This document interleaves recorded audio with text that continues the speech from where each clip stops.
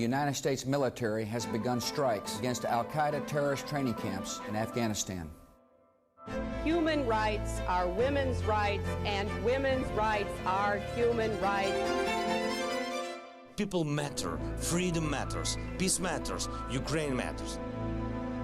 Olá, bem-vindos a mais um episódio de A História Repete-se, com Henrique Monteiro. Olá, Henrique. Olá, Lourenço. E comigo, Lourenço Pereira Coutinho. Para começar, relembro que o livro baseado neste podcast, A História Repete-se, está à venda nas principais livrarias e sites livreiros nacionais. Hoje vamos falar sobre um grupo heterogéneo de homens públicos e intelectuais que marcou as últimas décadas do século XIX português, isto mais pela qualidade individual e peso social dos seus membros do que pelas suas realizações como coletivo. Refiro-me aos célebres Vencidos da Vida, grupo informal que se reuniu com regularidade em Lisboa entre 1887 e 1894, ora no Café Tavares, ora no Hotel Bragança, ora em casa de algum dos convivas, como o Palácio de Santa Amaro, dos Marqueses de Sabugosa. Olá, sou a Georgina Angélica. Eu sou a Paula Cardoso. Juntas criámos o Tal Podcast, um espaço de conversas reais, profundas e sem filtros. Todas as quintas-feiras damos a conhecer novas pessoas com ideias e trajetórias que inspiram mudança. Podem ouvir-nos em todas as plataformas de podcast e nos sites do Expresso e SIC Notícias. A este grupo jantante, como essa de Queiroz lhe chamou, pertenceram, para além do próprio, figuras como Oliveira Martins, Ramalho Ortigão, Guerra Junqueiro, o Marquês de Soveral, o Conde de Arnoso, Carlos Lobo d'Ávila ou o Conde de Sabugosa. O Príncipe Real Dom Carlos, depois Rei Dom Carlos I, também foi próximo do grupo, embora não tenha sido seu membro. As reuniões deste grupo, basicamente à volta de uma mesa, eram depois divulgadas por Carlos Lobo d'Ávila no jornal O Tempo, em notícias que suscitavam sempre grande curiosidade. Ora, se o grupo dos Vencidos da Vida não produziu manifestos, não organizou conferências, não se constituiu em partido político, nem fez um jornal ou revista, por que foi tão falado e por que é tão lembrado? Porque, creio, este grupo foi mais do que a soma das suas individualidades. Foi o espelho da evolução de uma geração brilhante que amadureceu na época da regeneração e que passou, de forma genérica, claro, do realismo e positivismo de aspirações cosmopolitas a um ceticismo de raízes patriotas. Não é possível perceber este ceticismo patriota dos Vencidos da Vida, que se afirmou no tempo ao redor do ultimato inglês, sem perceber a evolução intelectual e política dos seus integrantes, bem como o pano de fundo em que ocorreu. Boa parte deste grupo heterogéneo fez parte da chamada Geração de 70. Esta nasceu com a chamada Questão Coimbrã, polémica intelectual que se traduziu no confronto entre a escola ultrarromântica, representada pelo poeta António Feliciano de Castilho, e a escola do realismo, representada pelo poeta açoriano Antero de Quental. Terminados os cursos, ou, em alguns casos, apenas o seu tempo de estudos, já que os cursos ficaram por acabar, vários antigos colegas de Coimbra reencontraram-se em Lisboa e fundaram o Cenáculo, grupo informal que integrou nomes como Batalha Reis, Essa de Queiroz, Antero de Quental, Manuel de Arriaga, Ramalho Ortigão ou Guerra Junqueiro. Foi este grupo admirador do positivismo, da escola realista e, em alguns casos, como o de Antero de Quental, do republicanismo e do socialismo utópico de Prodome, que organizou as célebres Conferências Democráticas do Casino Lisbonense, ou simplesmente Conferências do Casino. Estas pretendiam diagnosticar os erros do regime e sociedade portuguesa para apontar o rumo que a integraria na primeira linha da cultura europeia. As Conferências do Casino foram apresentadas a 18 de maio de 1871 por meio de um manifesto editado no jornal A Revolução de Setembro, assinado por, entre outros, Oliveira Martins, Essa de Queiroz, Manuel de Arriaga, Teófilo Braga ou Batalha Reis. Estes signatários afirmavam que o ciclo de conferências pretendia, e cito, abrir uma tribuna que contribuísse para a transformação social, moral e política de Portugal, ligando assim ao movimento moderno. A 27 de maio de 1871, Antero de Quental proferiu a conferência Causas da Decadência dos Povos Peninsulares e, dias depois, Eça de Queiroz proferiu a conferência A Literatura Nova, ou o realismo como expressão de arte. À quinta das mais de 10 conferências previstas, o governo do então Marquês de Ávila e Bolama proibiu o ciclo, argumentando que as mesmas punham em causa as instituições e a religião. Ficaram, pois, por realizar, e entre outras, as conferências Os Historiadores Críticos de Jesus, de Salomão Saraga, O Socialismo, de Batalha Reis, e a República, também de Antero de Quental. Esta proibição das conferências do Casino terá sido o ato de censura mais visível do tempo da regeneração. Mais do que noutras alturas, como no tempo do Ultimato, o regime monárquico-liberal da regeneração tremeu entre os anos de 1868 e 1871, a altura em que esteve verdadeiramente em questão. Como já referido em episódios anteriores, este tempo ficou marcado na Europa pela unificação de Itália, em 1861, que, juntamente com a Revolução Espanhola de 1868, que afastou a Rainha Isabel II e a dinastia de Bourbon, deu alento às teses iberistas. Também pela queda do Segundo Império Francês e pela Comuna de Paris, que caiu precisamente em maio de 1871, no mesmo mês em que começaram as conferências do Casino.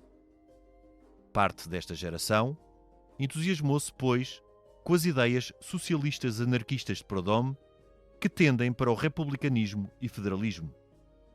Em Portugal, os anos entre 1868 e 1871 ficaram marcados pela contestação à prática da regeneração, aos poderes do rei, nomeadamente o direito de dissolução e de nomear pares do reino de forma indiscriminada. O reformismo, protagonizado pelo bispo de Viseu e pelos seus rapazes, teve a sua oportunidade em 1869, quando este prelado integrou o governo liderado pelo Marquês de Sá da Bandeira. Uma vez no poder, este antigo frade miguelista, como a imprensa o chamava, provou que não tinha capacidade e competência para mudar o país. A década de 1870 ficou marcada pela proclamação do Império Alemão e, em Portugal, pelo longo governo regenerador de Fontes Pereira de Melo e pelo início do rotativismo entre regeneradores e progressistas. Os protagonistas da geração de 70 foram amadurecendo e o seu idealismo de juventude deu lugar à descrença até ao derrotismo. Em 1885, a quando do segundo ato adicional à Carta Constitucional que retirou poderes ao rei, nomeadamente delimitando as ocasiões em que podia dissolver a Câmara dos Deputados e na sua faculdade de nomear pares do reino, Oliveira Martins, com a concordância de Anselmo José Brancamp, líder dos progressistas, lançou no Porto o movimento Vida Nova, que pretendia justamente reformar a prática política com o objetivo de tornar o regime mais representativo e eficaz. Aconteceu que Anselmo Brancamp morreu em novembro de 1885 e o seu sucessor na liderança do Partido Progressista, José Luciano de Castro, não prestou grande atenção às ideias de Oliveira Martins. A partir de então, Oliveira Martins terá sentido que era um vencido da vida, nome que depois sugeriu para o grupo que se passou a reunir a partir de 1887. As suas esperanças de reforma do sistema político viraram-se na altura para o príncipe real Dom Carlos, então com 22 anos, que revelava ter ideias diferentes das de seu pai, o rei Dom Luís. Por esta altura, Oliveira Martins já tinha evoluído do socialismo idealista de juventude para uma abordagem complexa da vida pública, inspirada nas ideias socialistas não marxistas, mas também no que fora a prática portuguesa anterior ao absolutismo, ou seja, nos tempos áureos da dinastia de Avis. Frequentemente, diz que os vencidos da vida foram contra o rotativismo, ou alternância pacífica e regular de dois partidos no poder durante parte da regeneração. Os vencidos da vida foram, porém, para além disto. Foram também contra o sistema político do final do reinado de Dom Luís. Uns, como Oliveira Martins e o Conde de Arnoso, eram favoráveis ao reforço do poder do executivo e a uma maior intervenção do rei no processo político. A estes juntava-se Ramalho Ortigão, que, no fim da vida, em 1915, se aproximou do integralismo lusitano. As reuniões jantantes dos vencidos da vida decorreram precisamente entre os 3 anos anteriores e os 4 anos posteriores ao ultimato britânico de 11 de janeiro de 1890. Após este momento em que a sociedade portuguesa pareceu acordar do seu torpor, alguns dos vencidos da vida tiveram responsabilidades governativas, como Oliveira Martins, durante escassos 3 meses na pasta da Fazenda do governo de Iniciativa Régia de Dias Ferreira, ou Carlos Lobo d'Ávila, na pasta dos negócios estrangeiros de um governo regenerador de Índice Ribeiro e João Franco. O Marquês de Sovaral, outro dos convivas, fez carreira em Londres e foi um dos principais diplomatas do reinado de Dom Carlos, enquanto o Conde de Sabugosa e o Conde de Ficalho permaneceram perto do rei e, em simultâneo, reforçaram o seu prestígio intelectual, respectivamente como escritor e como botânico. Por sua vez, Bernardo Pindela, um oficial de engenharia e futuro Conde de Arnoso, foi secretário pessoal e uma das pessoas mais próximas do rei Dom Carlos, tendo apoiado a escolha de João Franco para a presidência do Ministério. No polo oposto, Guerra Junqueiro, depois de ter escrito o poema Fines Pátria, a propósito do ultimato, foi deputado republicano pelo Porto em 1908 e acabou, já na República, como ministro de Portugal na Suíça. Quanto a essa de Queiroz, continuou a observar Portugal desde longe, retratando-o com a sua prosa genial e pessimista. Enquanto grupo, os vencidos da vida foram de facto muito pouco do que podiam ter sido, sendo que talvez não aspirassem a mais. Para a história, ficou o seu contributo individual como integrantes de uma geração ímpar, que passou, em poucos anos, do idealismo ao derrotismo. Aliás, tal como várias outras. Será isto uma fatalidade?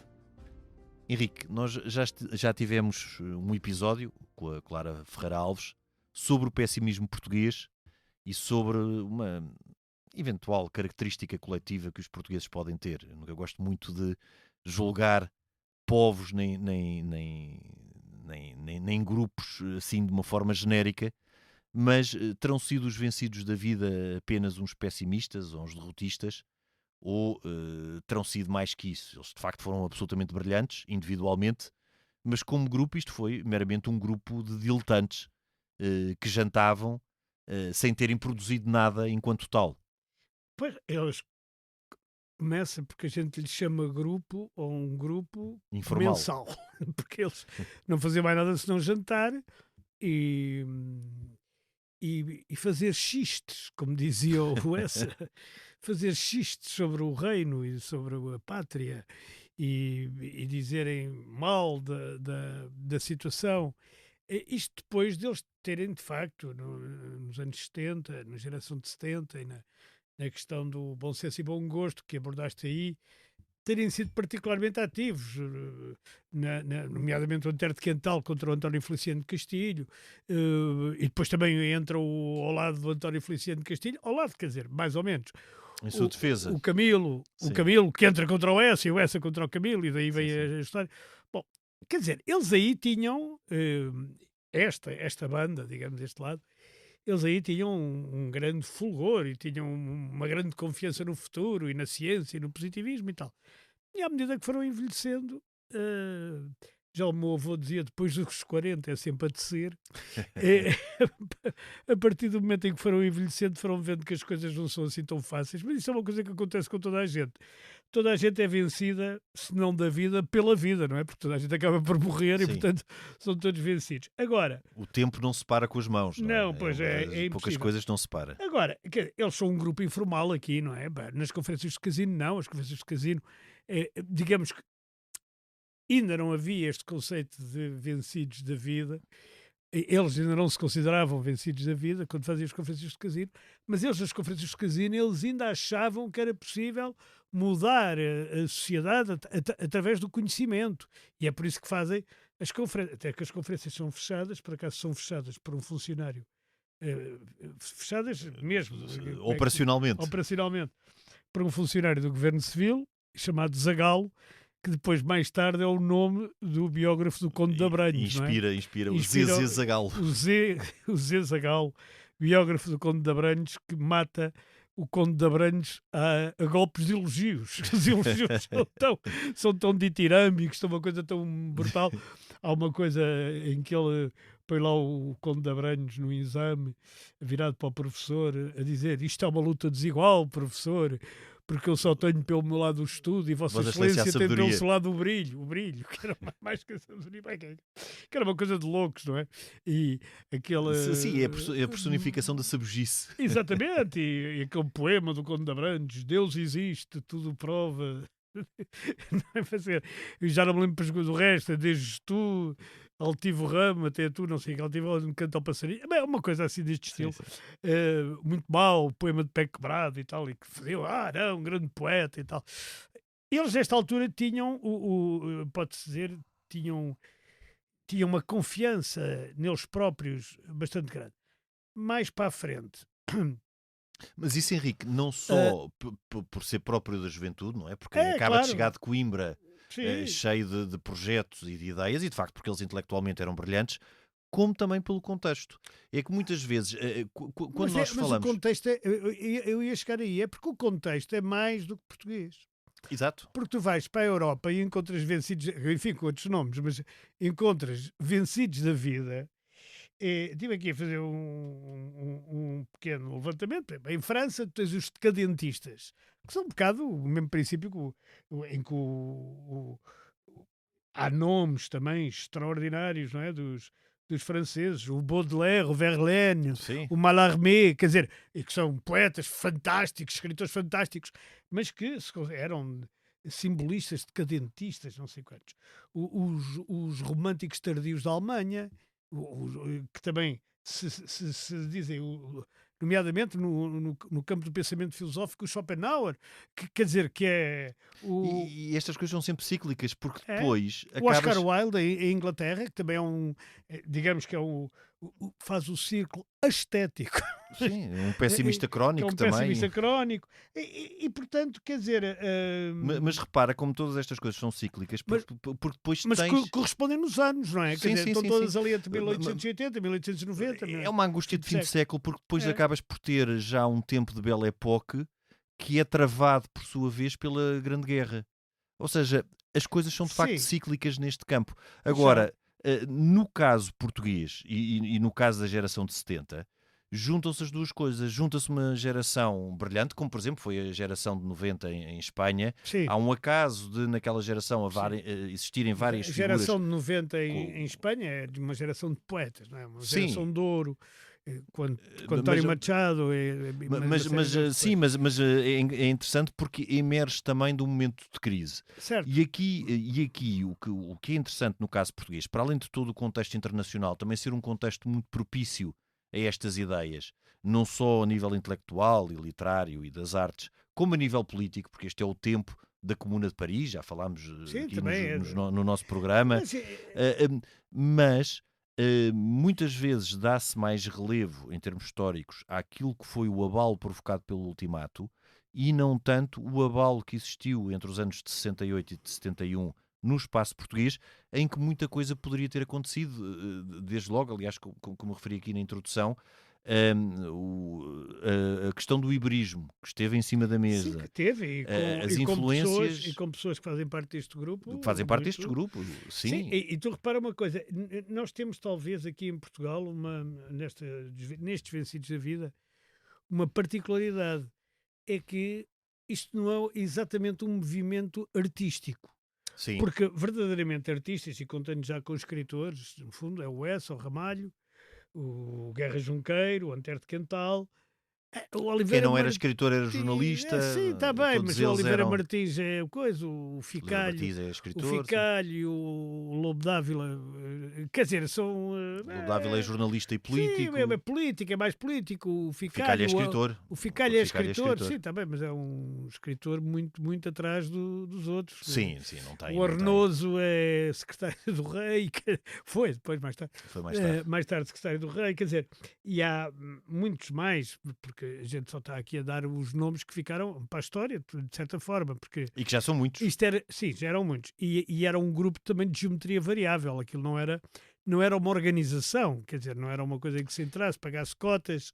E eles, em termos de pensamento, eram muito, não só era um grupo muito eclético, como era um grupo heterogéneo. Mais que eclético, era heterogéneo. Completamente, havia desde socialistas até conservadores, quase...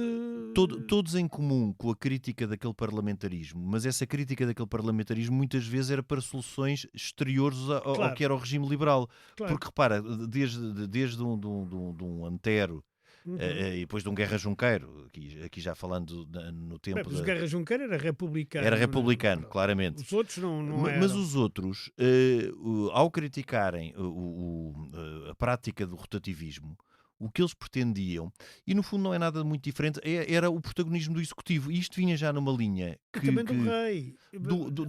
Alguns do rei. Sim, mas do rei, o protagonismo do Executivo era que o rei assumisse a sua condição de chefe do Executivo. Pois, que é uma coisa que foi uma coisa que, se formos atrás, já vem do tempo de Costa Cabral, fez o mesmo em 1840 com o doutrinarismo. João Franco também tentou. Depois... Dom Pedro V também é adepto do protagonismo do Executivo e eles não pensam nada de novo. Agora, o que eles acham é, quando começam no final da década de 80, esta década de 80 também é uma década com um contexto muito particular em Portugal. Tem duas partes. É o fim do reinado de Dom Luís, pois. Há um ato adicional em que se retira poder ao rei e, pelo contrário, eles contrapõem logo. Oliveira Martins, inclusive, aliás, Oliveira Martins é dos mais vocais, em que dos mais vocais, ou dos que mais entusiastas. E foi o primeiro grande entusiasta do socialismo. Desta ideia, mas era de que o rei, aquele manifesto dele de vida nova, que depois acaba por ser uma derrota pessoal, por circunstâncias fortuitas que ele não controlou, que foi a morte do Anselmo Brancamp e a sua substituição por alguém muito mais pragmático, o José Luciano de Castro, que não queria, que no fundo queria diluir a ideologia. É interessante como nós podemos depois fazer paralelos até com o que são as lideranças partidárias, umas mais ideológicas, outras mais pragmáticas. E neste caso Oliveira Martins ficou completamente esvaziado com o José Luciano de Castro e ele então procura aproximar-se do rei, do Príncipe Real, não é? Que a partida seria Dom Carlos. Que é o Dom Carlos, e reclamando a ideia de vida nova, que quando o rei chegasse ao poder, nomeasse governos de iniciativa régia. E de facto... E ele nomeou porque após o ultimato houve motivo para tal. Exato. E, aliás, não só nomeou de iniciativa régia, como o governo de iniciativa régia nomeou o Oliveira Martins. Exato. Portanto, quer dizer, o Oliveira Martins aí também se pode dizer, bem, ele também queria qualquer coisa. Agora, repara... Mas o Oliveira Martins, Henrique, só uma coisa, o Oliveira Martins na pasta da Fazenda não fez rigorosamente nada. Pois não. Também porque o país estava praticamente em bancarrota e ele não... Agora, quais são os grandes nomes? Quer dizer, vamos assim, temos aqui vários nomes. O grande nome é o Eça de Queiroz e o Antero de Quental. São os dois grandes nomes, quer dizer, porque o Eça de Queiroz na literatura, o Antero de Quental na poesia. Claro. Quer dizer, há poucos escritores e poucos poetas em Portugal que possam estar num panteão de 10, 15 pessoas, sei lá, pôr o Antero e o Eça, quer dizer, isso é impossível. Bom, o Antero de Quental, de facto, é um vencido da vida, porque se suicidou num jardim de Ponta Delgada, no banco de jardim de Ponta Delgada, e portanto esse foi mesmo vencido da vida. E nada o faria, porque ele até vivia com condições materiais para poder levar uma vida diletante. Ele tinha tido uma doença grave, tinha tido uma tuberculose, uma doença grave. E também tinha desequilíbrios mentais. Tinha desequilíbrios mentais, mas durante a doença grave, ele até passa um verão na praia de Santa Cruz, que o inverno, como dizia o outro, o inverno mais frio que passei foi um verão em Santa Cruz, ali ao pé de Torres Vedras. Eu conheço aquilo bem, havia lá uma casa que por acaso foi abaixo, porque a gente também não liga nenhuma a estas coisas, mas enfim, a esplanada central, da Praia de Santa Cruz e se chama Esplanada Antero de Quental. É uma terra brumosa. É bastante brumosa, mas Uma ele terra foi para lá brumosa. acho que aquilo fazia bem à tuberculose, ou diziam que fazia bem, e acho que foi com, não sei, ele foi com alguém, ou era o Batalha Reis, ou era com o Batalha Reis, penso que foi com o Jaime Batalha Reis que ele foi para lá. Portanto, ele depois vai para os Açores, onde era natural, aliás, e suicida-se. O Essa, que era o hipocondríaco do tamanho de um comboio, quer dizer, mas palavra de honra, quer dizer, toda a gente que conheceu o Essa e que escreveu sobre o Essa minimamente, dizia que ele era totalmente hipocondríaco. Passava a vida... Ele próprio escrevia sempre, não há escrito do Essa que não tenha alguém com Sim, dores de estômago e tem problemas de sempre, digestão. não, e o fecha a janela era a frase mais... Fecha a janela cá a correntar. Acho que era a frase mais recorrente do Essa de Queiroz. Ora bem, o Essa de Queiroz morreu com 55 anos, morreu Muito relativamente novo, sim, novo, em 1900. Portanto, digamos, toda aquela evolução do país que vai de 1900 a 1910 e que o Guerra Junqueiro vive completamente, e outros, não só, vivem e são protagonistas, não é? O Guerra Junqueiro é completamente protagonista Sim. disso. Ele escreve o Finis Patria, depois escreve a Velhice de Padre Eterno, essas coisas todas. Sim. E ainda chega ao ponto de dizer: eu agora aqui vou ser preso, mas vou citar acho que se pode citar ainda o Guerra Junqueiro.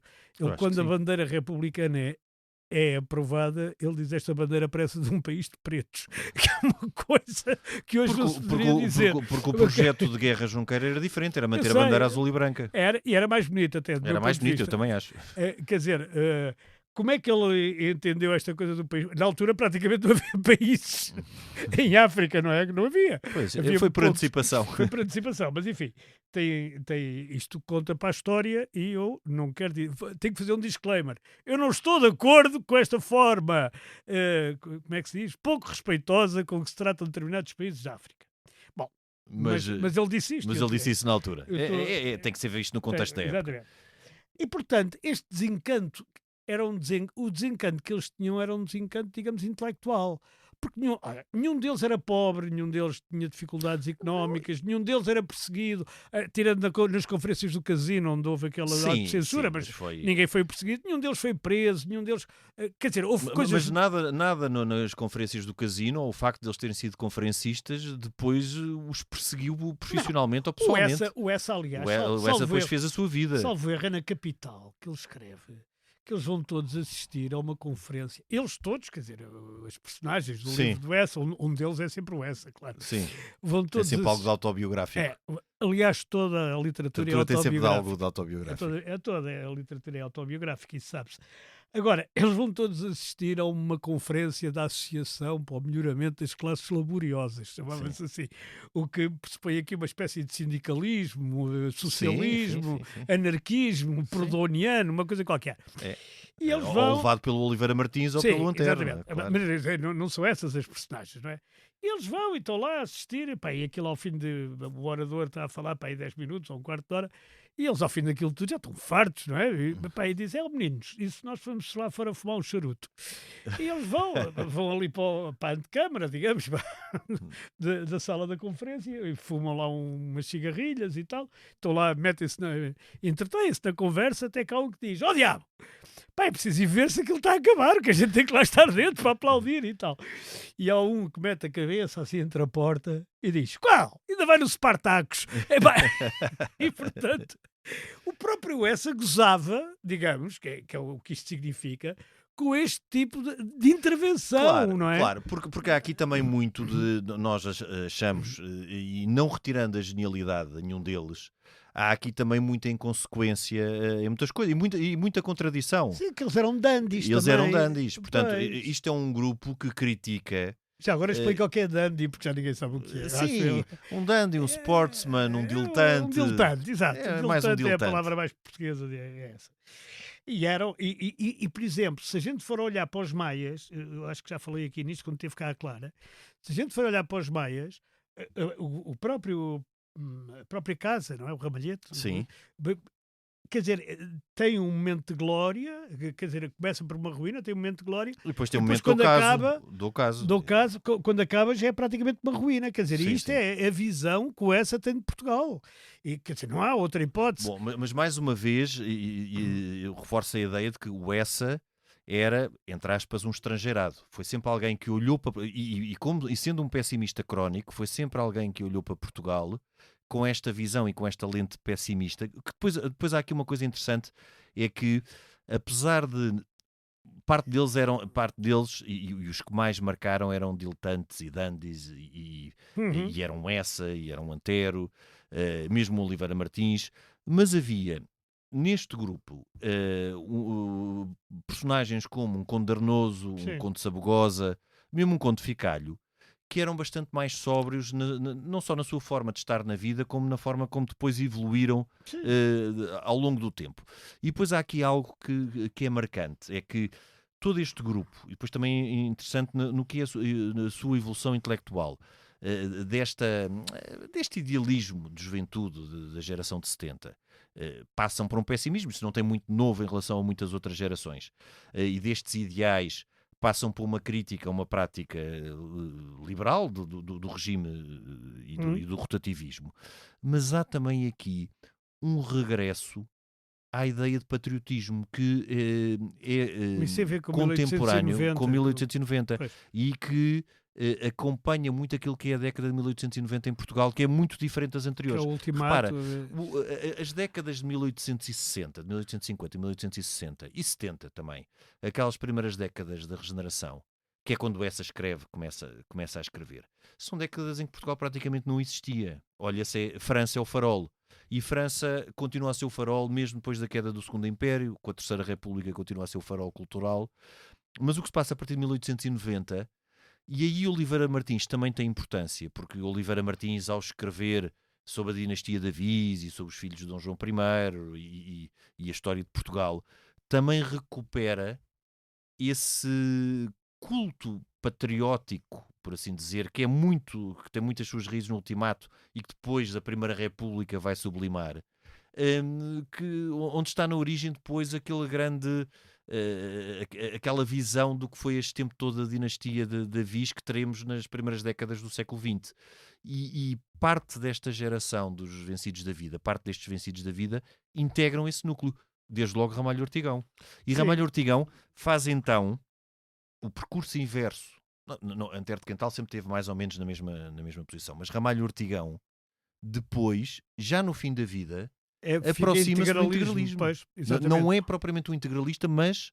Sim, Porque mas não é um integralista até pela sua própria idade. Ele próprio diz, bom, isto já são coisas da A gente mocidade. também não sabe o que é que o Essa teria feito, por exemplo, mas o filho do Essa, o filho José de Maria Essa de Queiroz. Sim, o pai também José era Maria Filho, sim. O Zé Maria Filho, porque o pai também Sim. era Zé Maria. Sim, sim. Mas o Zé Maria, nas intervenções que faz sobre as obras do pai, porque a maior parte das pessoas não sabe isso, mas os livros publicados em vida do próprio Essa de Queiroz são muito menos do que os livros que a gente conhece. Olha, desde logo o Conde de Abranhos. O Conde de Abranhos é a só tragédia publicado... da Rua das Flores. Bem, a tragédia da Rua das Flores é uma porcaria de um livro, porque é um porcaria, salvo seja, mas quer dizer, não, está bem, mas é um esboço do que há de ser os maias, não é? A tragédia das Ruas das Flores É uma espécie de ensaio do que há de ser os maias, como aquele o José Matias é um esboço do que há de ser a cidade de mas Lixeira. para os nossos ouvintes perceberem, foram livros que foram redescobertos e depois editados na década de 1920. Sim, e Eram pelo escritos filho. que estavam num baú. O filho, hoje sabe-se, que os estudiosos de Essa de Queiroz sabem, que o filho faz intervenções Nos livros. E que são todas intervenções no sentido de esmodular, amaciar. do amaciar, exatamente, de lhe tirar qualquer veleidade opositiva, de crítica social, de esquerda, diríamos hoje, ou essa. De progressismo, como se dizia na altura. Sim. Mas quer dizer, mas também nada nos diz que o Essa, vivendo mais 10 ou 20 anos, que ele podia ter vivido. Sim, ele morreu muito novo. Ele morreu com 55 anos, depois nasceu em 45, morreu em 1900, com 55 anos, portanto, podia ter vivido mais 20 anos na boa, não sei, sem ser admiração para ninguém. O Essa, nada nos diria que o Essa não tinha feito essa evolução como o Ramalho Ortigão. Aliás, o Essa e o Ramalho Ortigão foram, talvez, estes os mais próximos, não é? Porque Sim. escreveram a quatro mãos, o Mistério da Estrada de Sintra Se e bem tal. que o Essa, a grande proximidade que tinha era com com o o Batalha e com o Batalha Reis. e com o secretário do rei, O Conde de Arnoso. o Conde de Arnoso. Também Sim. tinha aí uma grande cumplicidade, pelo menos com ele. Sim. Mas Agora- mais antiga era com o Batalha com o Reis. Batalha Reis. Agora, o que é que acontece? Quer dizer, e também não acho que o Essa fosse assim. Não acho, não tenho a certeza. Não acho. Não faço. Quer dizer, não sei se pode fazer uma ligação entre o facto de ele ser estrangeirado e olhar assim para o país.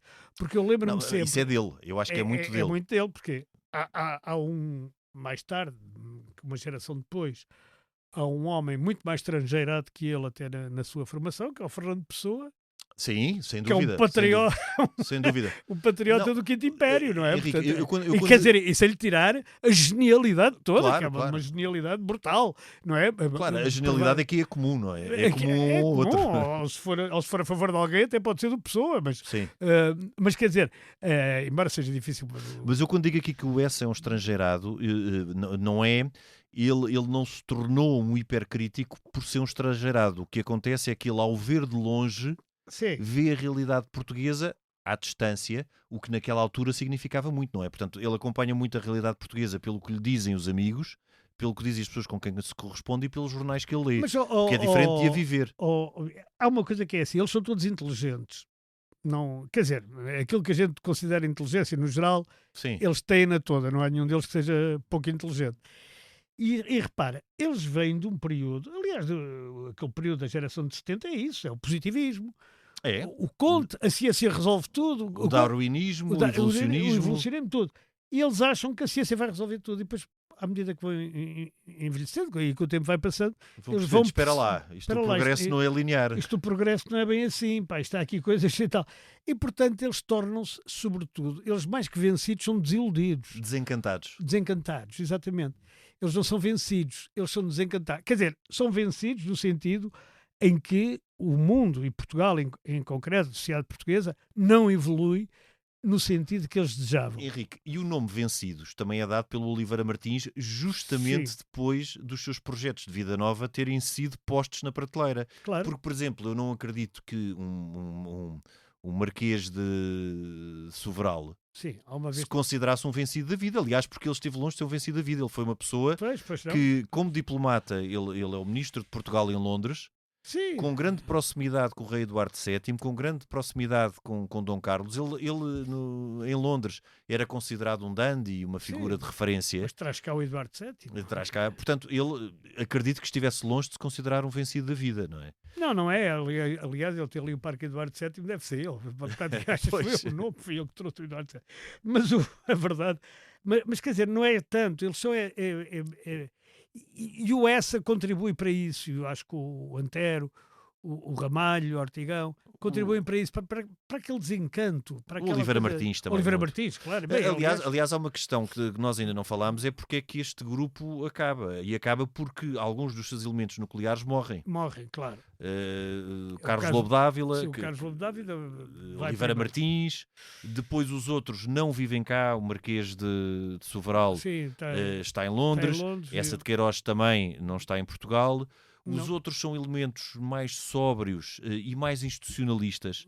Tanto o Bernardo Pindela, futuro Conde de Arnoso, como o Conde Sabugosa e o Conde Ficalho. O Guerra Junqueiro dedica-se à luta republicana. Dedica-se à luta republicana, portanto o grupo acaba por si. Ele acaba, como acaba tudo, não é? Porque eu também duvido que o Guerra Junqueiro, no dia 5 de outubro de 1910, se sentisse um vencido da vida, pelo contrário. Pois, devia se sentir um vencedor da vida, mas que em relação ao que ele defendia. Não sei, não faço ideia. Ele depois desilude-se um bocado com a República também, mas ele vive muito poucos anos depois mas da muitos desiludem desta geração. Manuel da Riaga, Teófilo Braga, muitos desiludem-se com a República. República. Até a minha geração. Pois. A gente quanto mais sabe da República, mais sabe que não devia saber tanto. Mas é sobretudo esta geração onde ponto ficam Teófilos Bragas e Manuel da Riaga, desencanta-se bastante. Desencanta-se bastante, mas enfim. Porquê? Porque também, Henrique, há aqui uma outra aspecto interessante, é que aquele centralismo jacobino que depois Sim, será que- praticado durante a Primeira República vai muito contra estas Vai ideias de contra república completamente. desta primeira geração. Eles têm outra característica, bastante interessante, que é eles são homens livres. Exato. Eles são muito livres, todos eles. Eles próprios não, quer dizer, em muitos aspectos não concordam uns com os outros, não fazem, digamos, Sim, grupo, não são homogéneos, não são não um são grupo, homogéneos. não são homogéneos, mas também não se zangam por não concordarem, respeitam-se. Aliás, o Essa também goza muito com pessoas que não têm esse tipo de, como tu disseste há bocado, que não eram sportsmen, não é? Que não tinham, que não tinham este sectarismo que depois se vê é algo que também, de que eles estão fora, por isso é que eles se desiludem. Eles, no fundo, acabam por ser inadaptados àquilo que é uma prática política que não era exclusiva daquele tempo. E que nós hoje encontramos muitas dessas características. Eles depois também, repara, São pessoas, repara, com uma grande dimensão intelectual, com uma grande capacidade de crítica até e de observação da realidade, e exatamente por serem espíritos livres e por irem por si, não se enquadram em grupos... Repara que o ultimato cai sobre eles. Aliás, cai sobre o país todo, não é? Mas o ultimato cai sobre eles e diz o seguinte, o ultimato: vocês são um país pequeno. Sim. Sem recursos para nada. Aliás, há uma crónica... Confronta-os com a Há realidade. uma crónica genial na Campanha Alegre, que é a parte das farpas Sim. escrita pelo Essa de Queiroz, em que ele diz, pá, que Portugal não tem dinheiro para nada, não tem dinheiro para a Marinha, pá, e portanto também não tem dinheiro para as colónias. E portanto que a única coisa... O país na altura estava na Pois, bancarrota. estava na bancarrota. A única coisa que Portugal pode fazer é mandar ali um funcionário para o Cais das Colunas e dizer umas palavras doces para Angola e para Moçambique, na esperança que o mar as levasse. Angola, meu amor, eu amo-te e gosto muito de ti. E Chegavam embaladas pelo mar. Chegavam embaladas pelo pelo mar, sal. porque a gente não tinha marinha, não é? E ele Exato. depois, no fim dessa crónica, diz que provavelmente o que Portugal devia fazer, e se calhar não era estúpido, mas enfim, ele dizia isto um bocado a brincar, que o que Portugal devia fazer era vender Angola, vender Moçambique. Chegou-se a pensar nisso. Eu sei, na altura. e vender o Estado da Índia e tal, e depois acaba com uma coisa que acho que é: quanto a Timor e à Guiné e mais não sei o quê, ocorre-me melhor ideia que é dá-los. Quer dizer, era dar aquilo a alguém. Portanto, quer dizer, isto mostra também, por outro lado, o desencanto de quem achou. Repara que eles durante a polémica do bom senso e bom gosto da geração de 70, não é? Eles durante essa polémica eles ainda achavam que Portugal tinha uma palavra a dizer.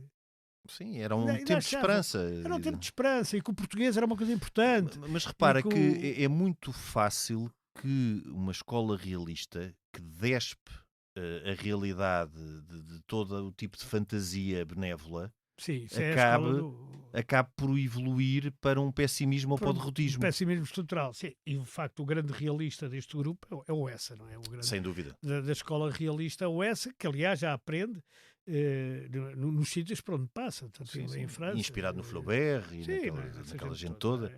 E E aliás, Zola, o grande projeto do Essa era recriar as cenas da vida portuguesa. Sim, que é um exatamente. projeto nunca concretizado. Nunca. E aliás, os primeiros livros, Padre Amaro, Genial.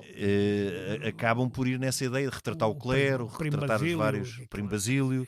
Essas coisas são fenomenais, não é? E depois há uma coisa que eu acho que tudo nos livros do Essa, quase tudo nos livros do Essa, já antevê esse pessimismo estrutural. Porque tu repara, os Maias acaba com um tipo a dizer, com dois, não é? O João da Ega e o Carlos Sim. da Maia, e um a dizer para o outro que deviam ter esqueci-me que havia ervilhas com paio, não sei, acho que era no Grêmio, não sei o quê, e ficam lá, pá, que chatice, devíamos ter ido comer ervilhas com paio.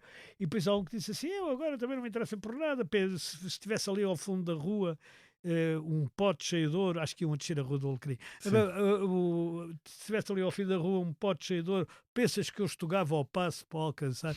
E o outro disse: não, nada vale a pena e tal, aquelas coisas, não é? Sim, sim. E nisto passa o americano, que é o elétrico, e ele diz: olha o americano, e o outro diz assim: corre que ainda o apanhamos, e desatam os dois a correr pela rua abaixo, que até para apanhar a porcaria do transporte Sim, sim, público, que não era o pote de ouro e tal. Mas vê, por exemplo, o Primo Basílio, que se namora com a prima Luísa, Sim. não é?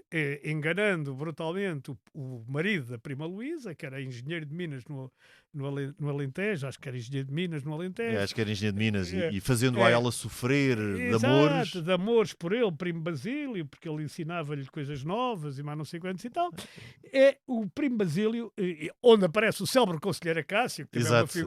é uma figura que ficou até hoje, não é? Sim. O- Uma que- das muitas uma das geniais figuras geniais ridículas figuras, do que é aquele que feitas diz, do- para onde é que vai? Ele diz para o Alentejo e ele diz país de grande riqueza porcina, que é uma coisa extraordinária. Mas como é que acaba o primo Basílio?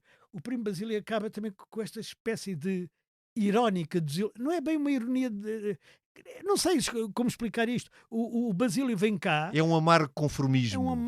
o Basílio vem cá, traz um amigo, para uma charreta à porta da casa da Luísa, batem à porta, abre uma senhora, ele diz: venho ver a minha prima Luísa, qualquer coisa deste que estilo. morreu, Ela diz não que é? morreu, faleceu. E ele diz: muito obrigado, tal, volta para baixo e diz-lhe o amigo assim: então, a prima Luísa.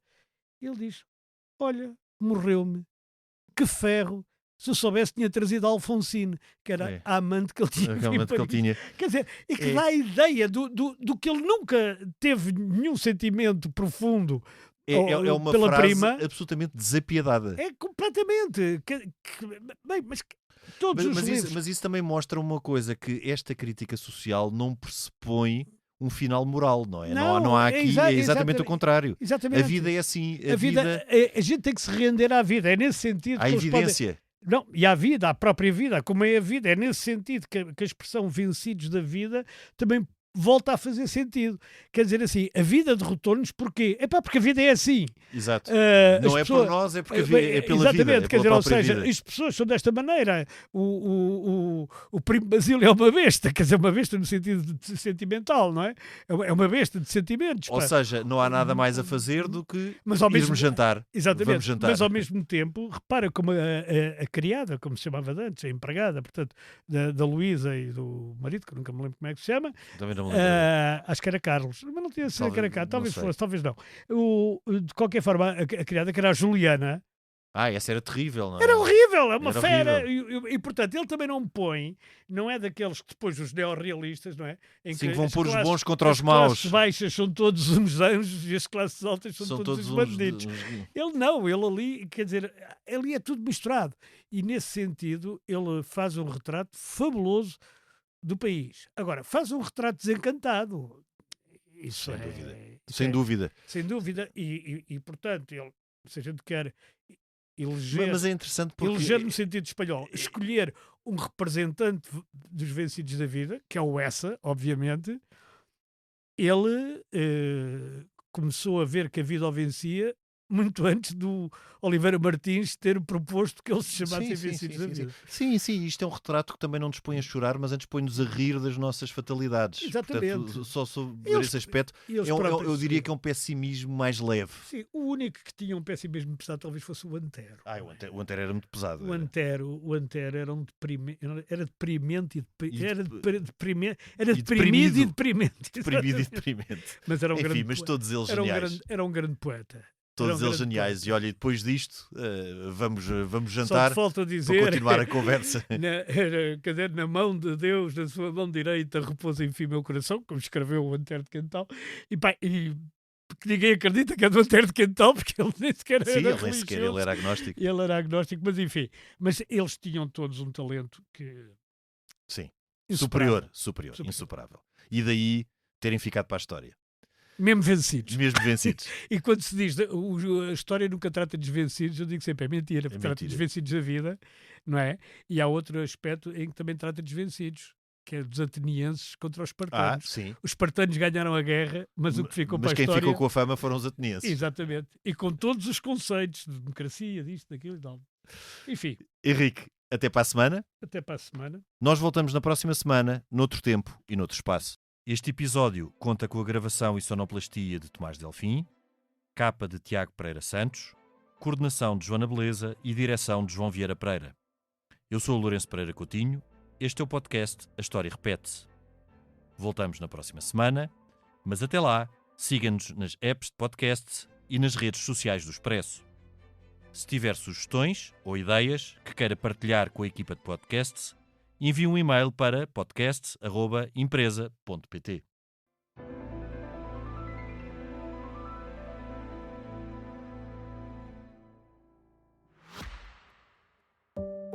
Olá, sou a Georgina Angélica. Eu sou a Paula Cardoso.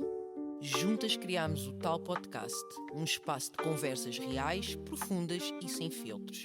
Todas as quintas-feiras damos a conhecer novas pessoas com ideias e trajetórias que inspiram mudança.